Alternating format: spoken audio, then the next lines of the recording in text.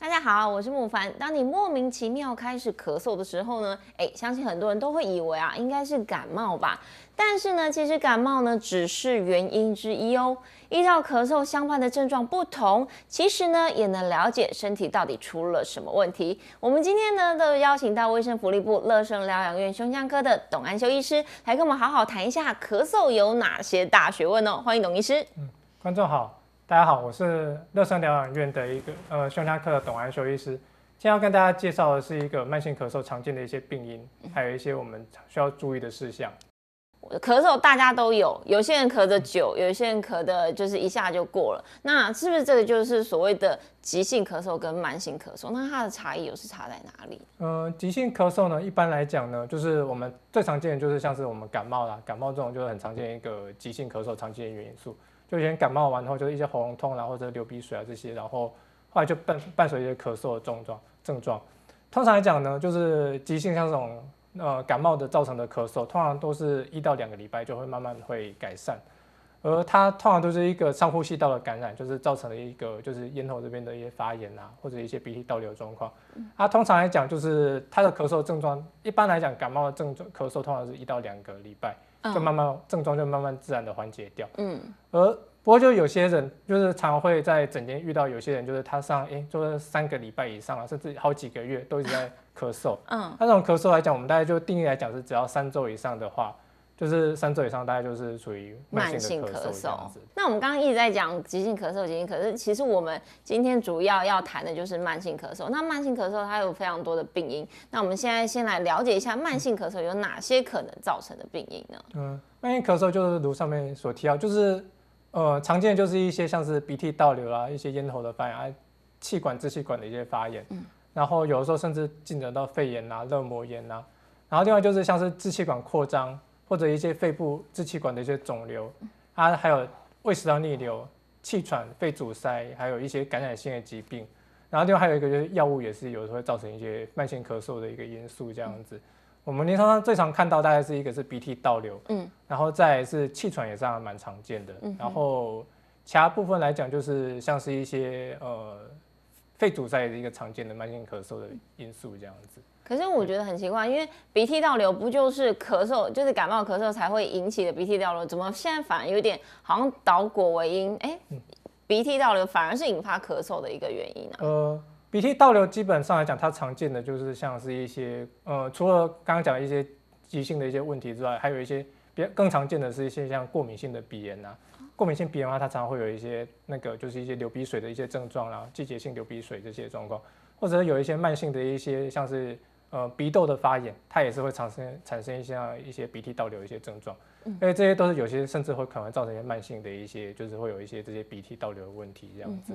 那医生可以就借由这张图来跟我们讲解一下，就是说，我们鼻涕倒流可能发生的部位是什么，然后是造成什么样子的一个反应吗？鼻涕倒流基本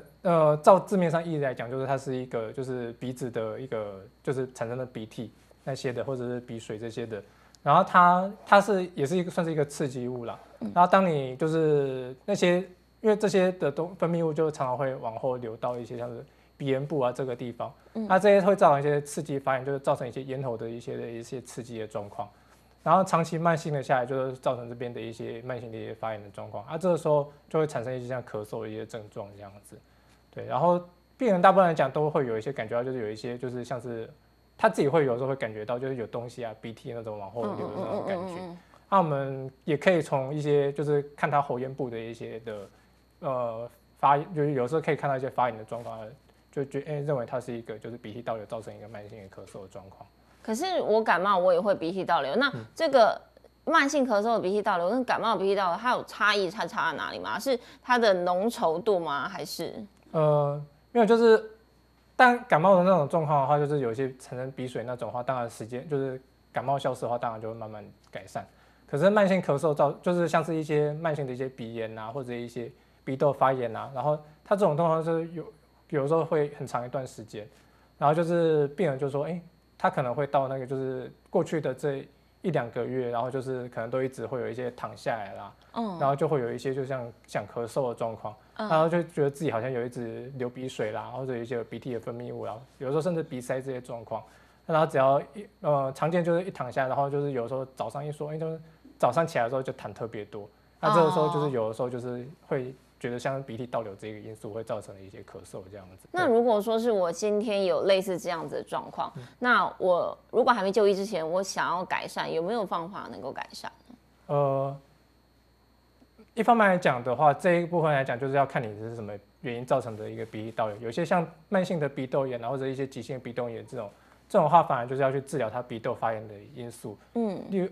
像是急性鼻窦炎，我们可能会用一些抗生素的治疗啊这些的，或者一些抗组织胺的治疗啊这些的。比较严重的鼻窦发炎的话，有时候甚至需要靠一些就是耳鼻喉科的一些手术去做处理这样子。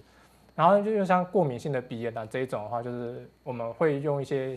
也是一些缓解一些像抗组织胺的这类药物，来让它的一些鼻涕的症状会改善这些的。然后平常来讲呢，就是在家里的话，有一些可以自己做的一些，就是避免吸入太干或者太冰冷的空气这样子。对啊，然后再来就是一些减少一些过敏源的接触，像是一些尘螨这些的，或者你本身对哪些比较容易造成过敏性鼻炎的话，这些当然就是要尽量避免这样子。就是家里的环境自己也要控制，比如说家里空气的湿度干度，然后还有就是比如说就是您刚讲的尘螨猫毛狗毛之类，就是尽量避免。才可以。对，就是过敏源就是减少的话，当然会有些人就是有些人对灰尘就容易就是一些流鼻水就跑出来这样子，有些人对一些就家里比较脏的那种状况来讲，就是容易有一些流鼻水那种状况，那当然就可能会造成他的一些就是鼻涕倒流的状况会更严重这样子。多喝水有用吗？多喝水来讲，它会让你的一些分泌物就是比较稀，就当然也是会有点帮助这样子。多多少少有点帮助。对，重要就是你还是要自己了解一下自己家里的状况，然后知道自己的问题是哪里，然后去尽量避免会引发你就是咳嗽的一些过敏源这样子。对。那接下来我们想要了解就是除了鼻涕倒流之外，我们气喘也是一个引发咳嗽一个很重要的因素，对不对？对，因为气喘来讲，鼻涕倒流大概是排很前面，就是排最常见的。然后气喘来讲，在临床上面也看到非常多病人是因为气喘然后造成慢性咳嗽的一个问题，而有些人大家都不太知道这一块这样子。因为我们气喘来讲，它除了就是大家都觉得喘，就是喘而已对，可是它身上有一部分病人是用咳嗽来表现，这样就是有些是咳嗽胸痛这一种。他们常见的一些症状就是像是一些胸痛咳嗽然后有的时候身上听到自己会有一些喘鸣的声音，就是咻咻咻这种喘鸣的声音。常见还有就是在晚上的时候，就是晚上睡觉的时候可能会咳嗽咳到醒来这样，甚至有时候凌晨的时候咳嗽那叫夜咳这样子，咳嗽咳到醒来这些都是我们气喘常见的一些症状这样子。那气喘病患跟就是一般人他的这个身体的组织结构是有什么不一样它基本上是一个呼吸道的一个过敏的一个反应，跟刚刚那个过敏性鼻炎有点类似，它也是一个过敏的一个病因。就常见来讲，也是一些受到一些过敏源，像一些尘螨或者有一些像冷空气或者一些比较特殊的一些状况，然后造成它一些呼吸道的一个过度敏感的一个反应。然后这时候一些过敏的一些反应或者造成我们的那个支气管会有一些收缩的状况，然后收缩的时候，支气管的一些发炎或者一些肿胀分泌一些黏液的状况，它这时候呢就会有一些咳嗽、胸痛的一些表现出现这样子。可是像是会得气喘的人，他其实是不是遗传因素占的比较多？遗传因素是一个，然后再来就是它本身的一些就是成长的过程也是一个，就是有些假说会说，就是有些是一些成长的过程造成一些它的一些就是比较偏向于就是过敏这一块的反应这样子。所以意思就是他原本可能就有过敏体质，那只是没有被引发出来，然后可能在成长过程当中，比如说家里环境因素或者是工作的因素，然后引发出来，然后就引发他的气喘，是这样子。大部分都还是会有一些就是基因的方面的问题就是体质方面的问题，然后再来是一些成长过程的一些造成的这样子。那如果我们有类似这样的症状的话，是不是有方法可以就来缓解呢？气喘的话，我们当然第一件事要诊断，是做一个肺功能，然后主要是诊断做，就是肺功能做出来是确定气喘之后，我们最主要的药物来讲，目前是像是吸入性的类固醇，是要去控制它的一个那个呼吸道的一个发炎的一个反应这样子。大部分来讲就是气喘，因为它是一个体质问题，所以大部分的病人都如果是用过药物之后，就可以让它就是控制它的一些发作的一些症状这样子。那当然有些人就是控制的不好的话，我们大家必须要加一些，就是像支气管扩张剂也会用上去这样子。可是很多人其实不喜欢吸那个啊，吸入剂。不过像是气喘来讲这个算是一个比较重要的药物啦。当然有一些口服的药，我们会按照就是它标准来讲，还是会尽量要用到吸入性的类固醇，因为它是一个抑制发炎的一个药物这样子。如果是他们不喜欢用吸的药，我们有时候会改用一些口服的，不过那毕竟是比较效果比较没那么好，就比较不是主要的药物这样子。所以还是会建议就是还是会，主要是它症状会比较常发作的话，我们还是会用吸入性类固醇控制这样子。好，那我们刚刚讲完气喘之后，接下来就是胃食道逆流。因为一般来说，胃食道逆流，大家想说那应该就是可能比较容易就是呕吐啊，或胃酸什么之类。我没想到这个也可以引发我们的咳嗽。食道里面有一些咳嗽的受气，然后这个喉咽部，因为胃食道逆流也会到喉咽部有一些刺激，所以胃食道逆流也是很常见的一个就是慢性咳嗽常见的一个因素，而且大部分的人有时候不见得会觉得这是一个主要造成咳嗽的因素。我怎么会知道我咳嗽原来跟我的胃有关系？谁会想到？对啊，就是毕竟这也是一个就是常见的，就是也是常见的一个因素，所以有时候我们也要问一下这一块的部分。那是什么样的症状来判断说，你可能是胃食道逆流而引发的慢性咳嗽？我们那有时候主要是靠一开始的时候最主要靠问诊的部分来了解他是否有这部分的问题，这样，因为他常常会有一些像心口灼热这种感觉啦，然后像他自己有很多人都会自己就是说自己有一些像一掐声那种感觉，一掐就是台语叫一掐声啊，就是胃食道逆流那种症状，就有时候觉得胸口灼热，然后就说喉咽部会有一些酸酸的那种感觉啊这些。那这些当然就是大部分这常见的就是胃食道逆流的症状嘛，可是就是它上也有一个咳嗽这种症状，对啊，所以就是有时候有些人就是他吃完东西啊，或者是躺下来啦，或者是一些不要喝像咖啡啊，或者是就是酸，对啊酒类的这种东西啊，就是反而症状会变得更严重的时候，当然就要怀疑是这一块造成的一个。但它最主要还是要靠就是进一步的还要做一些像胃镜啊这些检测才有办法确定这样。所以一开始是先从这个一般的状况问诊，然后呢，如果有这方面的疑虑的话，我们可能才要照胃镜，然后去进一步的判断。那其实像是我们刚听到的就是鼻涕倒流嘛，然后就是气喘啊，跟加上这个胃食道逆流，它其实病因都很像那如果说我是一般民众，我就是咳了2-3个礼拜，那我也不知道我到底该判断我可能是哪一个造成的啊。来说我们都会问诊这一块对甚至有些病人因为这些都有时候也会合并在一起。对啊，这样怎么分辨？所以有的时候甚至他咳嗽不一定是单纯就是1个或2个因，就是有可能是2个因素合并性的，有可能是对啊，因为像胃食道逆流就很常像跟气喘啊这些合并在一起这样子。所以就是它其实还不是个别，它有可能是复发性的这样子，这个加这个，然后就造成你的慢性咳嗽越来越严重。对，所以就是有的时候就是那个咳嗽是医生就不太疑心拍底勺啊，就是不太好诊断的一个疾病。对啊，因为它病因实在太多了，它只是一个结果，对不对？那我想问一下，就是胃食道逆流引发的慢性咳嗽，有哪一些人是比较有可能好发的族群呢？第一个是像是一些本身是肥胖的病人肥胖，肥胖是一个，然后再来是有一些像抽烟或者本身有一些像是一些女性怀孕也是一个危险。怀孕为什么也会？因为它是负压会比较高一点，对，因为它毕竟是就是我们食道下去的胃嘛，对，它就是这个地方它如果是那个贲门那个地方，如果是没有办法很好的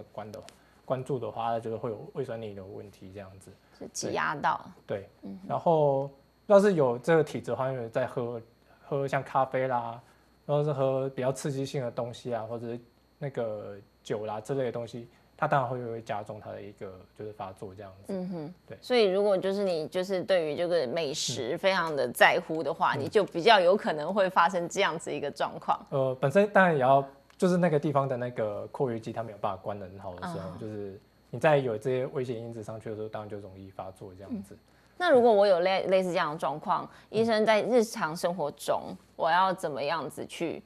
避免或是改善这个状况的发生？第一个就是吃东西的时候，就是不要吃太油腻，对油腻啊，或者刺激啦，或者咖啡啦，或者是酒啦，或者是茶啦这类，就像是一些抽烟的人，当然要减少啊。对，然后就是就是吃东西也不要吃太饱这样子。然后运动，对，运动也是一个。也是很重要的原因，这至少可以增加你的新陈代谢。对。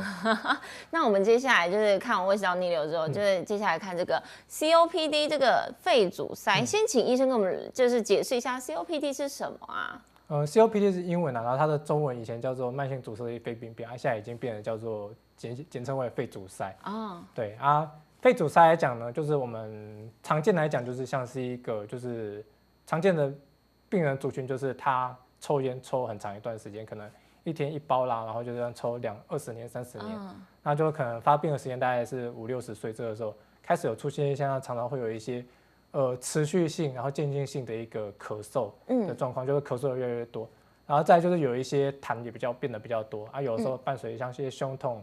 那一些活动会有喘的症状啊，然后还有一些就是像有时候甚至会有一些像是一些喘鸣声也会出现这种状况，类似气喘那种。对，类似气喘，可是它是跟气喘也不太一样，它气喘是我们过敏原拿掉之后它会可以恢复。我们这个地方是一个肺去把它给，就是我们肺，大家有吃过猪肺会知道，就是猪肺里面实际上是就是一个就是有一些肺的一些组织，对，然后它里面有一些是像是那个有一些管状那种东西，那个是要让空气去进出的，对，那个叫做气管，支气管。然后里面会有一些叫做小的单位，像那一个叫肺泡这样子。呼气的过程来讲，就是把空气把它给吸进来之后，然后到达肺泡那个地方去啊。那个肺泡那个地方会有一些微血管去跟就是干净的空气跟那个就是我们要排出二氧化碳去做一个交换这样子。这是在正常的情况之下。然后在肺阻塞的病人来讲呢，它会出现就是因为它是一个像是抽烟然后抽烟长期造成一个肺泡的破坏，然后支气管的一个发炎的状况。所以看到下面那个图，就是它整个那个就是肺泡都变得非常大，这样肿大，这是不能用的，对不对？这个叫肺气肿啊，肺气肿的话，那个肺功能就当然会受影响，它的跟氧气的交换或者二氧化碳的交换，当然就会影响到。对，然后再来就是它的那一根管状，那个叫支气管。是支气管来讲，就是也因为发炎的因素造成它就是阻塞会有一个狭小的状况，所以我想象就是整个肺的功能就变差，所以这个时候。当然在换气的时候就会有一些它的一些就是没有办法很好的换气啊，这就是出现喘的一些症状这样子。那它是不是也有可能引发一些其他的疾病？因为它是肺阻塞，它是一个属于一个慢性的一个发炎的一个过程，就是可以看上面那个，就是它是一个肺泡细胞的发炎，它呼吸道一个发炎，然后持续的发炎之后，除了造成肺部的一些问题之外，它也会造成一些全身性的一些发炎的一些反应。常见就是像是一些肺动脉高压啦，然后忧郁症啦，心血管疾病，心血管疾病像是我们一些心脏的一些，有时候会造成那个一些心肌梗塞那些都有，还有时候会看到一些贫血啦，然后骨质疏松、糖尿病都是一些它常见的共病的症这样子。对。那这样的话，我们该怎么去处理啊？那如果说它已经就是破坏到一个程度了，我们是不是只能就是放弃那一块？肺阻塞来讲，目前的话最重要的一个治疗叫做就是把那个因为它毕竟是一个比较没有办法去，就是要是被破坏掉的话，那就是比较不可逆的部分。是，所以最重要的事情就是避免它那个破坏在持续在进行。所以最重要的一件事情就是戒烟啦。戒烟要是我们再用不管什么药物啊，他要是一直持续抽烟，那就是没有任何效果。对啊，就是戒烟是最重要的，或者有一些是会吸到一些就是比较就是会造成一些肺阻塞的一些空气，有些像是一些室内的一些就是一些燃烧的一些东西，那有时有可能会造成灰烬之类，那也是要避免的。对，就因为像一些生化的一些燃料啊这种，有些也会造成像肺阻塞这些问题。它最主要是就是抽烟的，大部分还是抽烟的这一块。当然这部分主要是移除之后，我们还有一些其他的一些药物，像是一些支气管扩张剂啊之类的话，就可以让它的一些像是一些急性发作的次数给减少了，或者临床上面的一些就是一些喘的症状可以改善，就可以让他的一些临床生活可以获得一个比较好的机能这样子。对。好，那除了肺阻塞之后，我们接下来要谈就是肺结核。肺结核的话，大家就是在电视上都有看过，所以你只要看到那个主角咳血出来的话，就是肺结核了。那肺结核它的这个病因，它是怎么样引发的呢？肺结核来讲，大家知道它是一个传染性的疾病，就是它是一个感染症。它感染症里面的一个就是肺结核分支杆菌所造成的一个肺部的一个感染的情况。它这个病上是一个非常古老的一个疾病，这样对啊就是从很多文学著作都有，像什么贾宝，像那个《红楼梦》里面的那个林黛玉，对啊，或者可写之类的，那个《悲惨世界》的那个里面那个，它是很具代表性的一种疾病。对，所以就是一个很古老的疾病。而这个它就是随着目前的一个工位的进步来讲，它的发生率有随着就是有慢慢在下降这样子。而它的话最主要就是一个我们肺部里面就是例如说有接触到，像有一个感染过肺结核的病人啊，然后就他咳出来的痰里面有一些肺结核杆菌的时候，然后我们吸入的时候，这个时候就有可能就是有一定的比例有可能会被感染到这样子。对，但是它菌量够多，然后接触过比较长一段时间之后，就有可能会被感染到这样子。可是那像是这个就是我们这个感染的一个算是一个过程进程，对不对？那一开始呢，只是一小小块的，然后中间开始有一点点感染，所以有个小小的破洞，然后到最后最后这一张是已经破到一个很大的洞，它这个洞是已经没有办法再修复回去了吗？这个图大概讲的就是我们肺结核在感染的时候，就是有一部分的人就是他就是吸到那些肺结核杆菌之后，他上是不会感染到，可是有一部分病人就是大概他会变成就是一个潜伏性的肺结核，然后潜伏性的肺结核就是有一部分的状况就是他一生都不会发病，然后有一部分的病人就是他在那个就是之后的这段时间有可能就发病出来，他一开始的时候可能是一个小小的地方感染到，然后后来我们身体的一些免疫细胞去就是控制住它，然后后来当他开始发病的时候，可能就一开始是一个就是一个就是肺的一个那边有一个感染的病灶，它后来有可能出现开洞的状况啦，然后再随着越来越严重的时候，可能就出现一些像是一些肺里面有一些开洞，然后有一些弥漫性的一些就是一些很多支气管啊都有一些肺结核的杆菌跑到那边造成感染。对当然它开洞那个地方呢来讲，因为毕竟发炎过程造成的一些感染之后，那个地方大家就比较没有办法去恢复，就没有办法恢复了。当然说是一些它肺还没有到很严重的破坏的时候，当然我们这个时候用肺结核药去治疗的时候，它会获得一定的改善这样子。可是当洞真的已经破了的话，那可能就没有办法了。我们只能就是阻止它恶化，没有办法再让它。因为毕竟它是一个感染人。如果你不去控制它感染的话，当然它有可能会越变越严重。那接下来我们要讲的就是大家就是闻之色变的肺癌，没想到就是慢性咳嗽，它也有可能是肺癌的一个前兆，对不对？对，因为很多慢性咳嗽的病人来最主要担心就是这个就是肺癌，就是很多人都来的时候就我有没有得到什么肺癌症？因为这个是经常在报章杂志有看到一个疾病这样子。对啊，而且它的发生率就是其他很多癌症发生率都有慢慢的下降，可是这个发生率它是逐年上升。为什么啊？当然它有很多种假说啊，就是当然会不会是跟空气的一些问题啦，还或者是一些饮食的这些，或者就有很多因素都有可能造成它的一个发生率越来越高的这种状况。就目前来讲还没有到很好的定论啦。不过就是当然就是一些我们常见的危险因子，就像是一些本身是像是一些基因的问题啦，然后是家族有癌症的家族有肺癌的病史的话，当然就是它会有比较高的风险这样子。然后再就是一些接触到的一个环境的一些物质，像是空气污染，当然目前来讲也是一个大家都觉得有可能是造成一个肺癌的一个危险因子。对。然后再就是像抽烟啊，抽烟大概是比较以前就确定它是一个肺癌的一个危险因子。然后再有一些像是一些像家庭主妇啊，她在家里的一些炒菜的油烟啊，那种大家目前还是讲有可能，也是有可能的一个危险因子。反正都是一些对身体不好的一个空气，如果常常接触的话，当然就有可能造成肺癌，它离病的几率嘛。那想问一下，就是说，既然肺癌它的这个离病率是逐年上升的，那我要怎么知道？像医生你刚刚也有讲啊，很多病患一到您的门诊就很担心，说我是不是肺癌？我是不是肺癌？那我要怎么知道我到底是不是有可能得肺癌，或者是我要怎么去检验出来呢？目前来讲，就是肺癌的筛检上相对起来是比较困难一点。就是我们最主要还是照 X 光啦，就是要是他有一个慢性咳嗽问题的话，到诊间的时候，我们大概最主要是先照 X 光，做一个初步的，就是看一下他有没有相关的一些问题在这样子。所以几乎所有的慢性病人有慢性咳嗽的病人，我们都会帮他做一个 X 光的基本的筛检。可是 X 光筛检来讲，就是它对就是像是肺癌来讲，它实际上是不是很好的一个筛检的一个工具？因为很多病人他的那个像肺癌啦，它长的位置就是 X 光很难看到。对，所以就是当你有慢性咳嗽的时候，就是你来照 X 光的时候，有的时候我们大概只能够帮你看，可是真的要去比较好的检测出它到底有没有一些像肺癌的这种状况来讲，要比较早期可以发现的话，大部分都要靠一个叫做像目前我在推的叫一个低剂量的胸腔电脑断层。